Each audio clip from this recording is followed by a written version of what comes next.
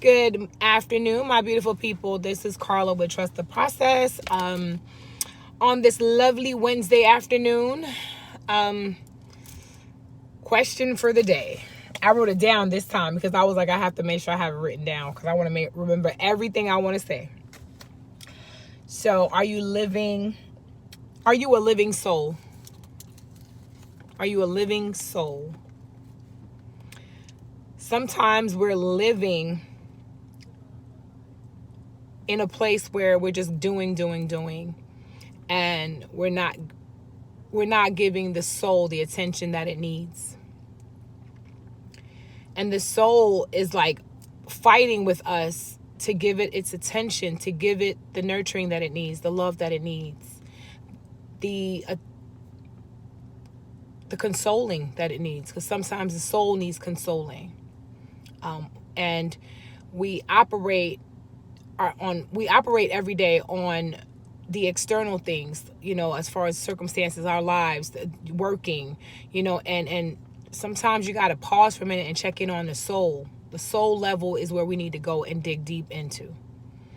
I know myself personally, my soul had been crying, and it still sometimes is crying out for me to, like, hello, pay attention to me. I need you to pay attention to me.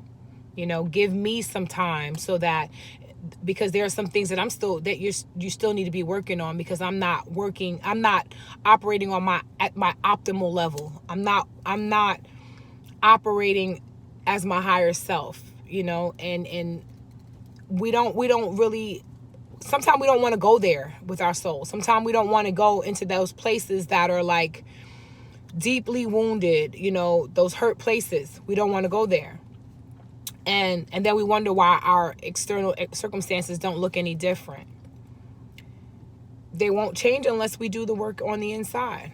They're going to stay that way, And when you gain spiritual insight, and you understand that your spirituality is what feeds your soul, and you have to do that intentionally every day, and give it that time, If you don't, and I'm guilty of it at times, when I fall off track and I don't give my soul that time that it needs, that gives room for that allows the devil to get in and put in all these different thoughts in my head and these distractions in my life to throw me off course again. And I thank God every day that I am way more aware of the way that the devil operates in my life.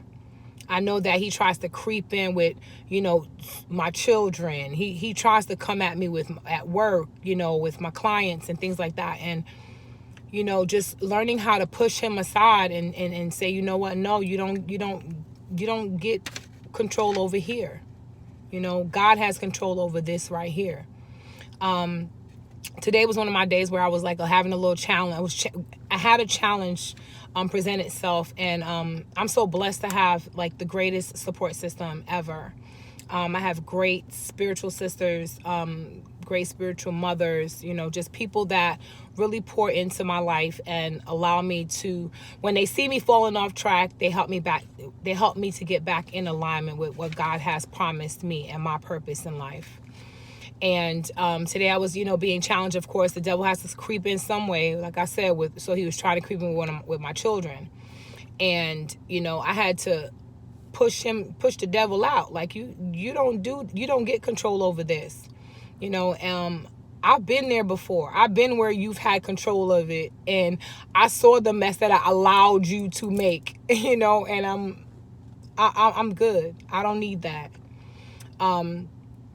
I continue to walk in my light, I continue to walk and trust in God. And the days that I feel like I'm weak, I know that I need to lean on God more, because those are the days where some days I don't want to get out of bed. Some days I don't want to go to work. Some days I don't want to be a mom. There are days where I don't want to be Carla some mornings, because life throws things at you. But the old me would have held those things in and consumed them and allowed them to fester and grow whatever negativity they wanted to grow. The new me doesn't allow that. And when I do feel like that's coming on and I'm building and those things are building up within me, I know exactly who to reach out to get that moment of enlightenment, that moment, that word of enlightenment, that word that'll change the whole trajectory of that moment in my life for that day, because your needs are met within the day, the present day. And God will send those servants, faithful servants to you, and those people that will pour that positivity into your life just when you need it. And so that's why, we should never take people for granted. We should never take friendships for granted and families for granted, because we all need each other. We all need each other. This life is, not promised. We're not promised. And God gives us the grace every day to get up and go to work and take care of our families and just be, and being able to, learn yourself on a daily basis. That's the journey. That's the process that you need to trust, that you're learning yourself every day. And there are going to be different facets of you that, surprise you. There are going to be parts of you that disappoint you. And the awareness of those parts of you is where the work gets to be. That's where the time and effort gets to be put in to doing the work in those areas. I don't speak from a place of not having the experiences. I speak from a place of having the experiences. And so when I'm not on my A game, I still speak. And I was told that, that's being authentic, because I'm not on my A game right now today. But when the Spirit says to speak, I speak, because it's the authentic side. It's the authentic me. And the authentic me will have good days and bad days. The authentic me, of course, will have highs and lows. And it's part of the human experience. It's part of the human experience. It's just how we navigate through those experiences that help us to be able to pull someone else up from there when they're going through that experience. You get nuggets from every person you meet gives you a nugget, something that is of substance to you, whether you can't feel it it's not materialized, but it's substance. And asking God for, the insight that, into yourself, into Him, into understanding His word, and allowing Him to guide you, and not just going off of what you feel and what you think you know. Because a lot of the times when you think you know, you don't know.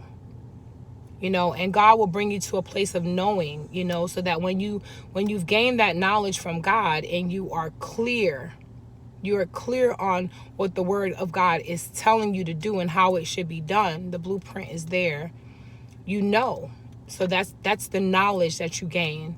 The wisdom that we're seeking is,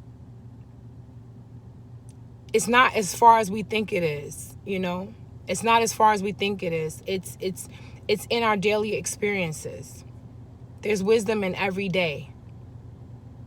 And there's times where people are in need of your wisdom, and you can go into a situation, you can go back into one of those circumstances or experiences that you've gone through and pull from that the wisdom that was in that situation, the lesson that you gained from that experience.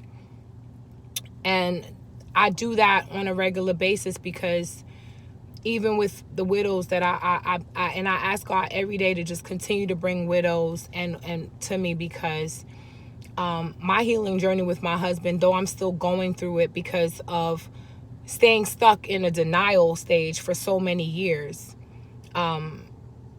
it really did keep me in a complacent place. Like, I could not move from that, And when I was able to move from that stage of grief, I was able to gain a whole new perspective of life and living and loving. and joy.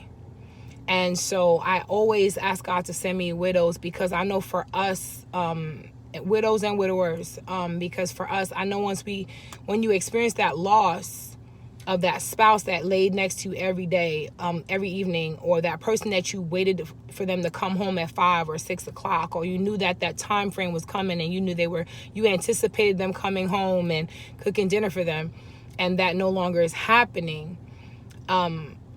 Yeah, that's a shock to the soul. It's not it's a shock to the soul. Whether it's and I hate to use those words, good or bad marriage, because every marriage is going to have good and bad. Every marriage is going to have good and bad. And we are to understand that the oath that we took was for better or for worse, richer or for poor, in sickness and in health. We made that vow. And so when we experience that loss, and any loss, it's not just widows and widowers, but any loss, mother, father, whoever, the healing process is a long process. It's not an overnight thing. It's learning to be the you without that person. It's learning to be that individual without that connection to that person in the physical. But knowing that connection is within you still. It's not gone. It's still there, because that love is still there. It's unconditional. So you carry them wherever you go. You carry them into your next experiences. You carry them along your path to finding yourself, because you know that when you found yourself, you would have helped them to free themselves and find themselves. Our loved ones walk with us through this earthly life that we're living. They're with us, and they're guiding us in ways so that we can make better choices, because they want us to heal too. They don't want us to stay stuck in that place of stagnation forever. They want us to grow, because they wanted that same chance, but their time was up. And do you want to be a person that when your time is up, that you stagnated your growth? Take your time to heal. Take your time so that you will be able to grow. Take your time before jumping into things, because we may think that we've healed from one thing, and then another thing just comes right at us that has not been healed.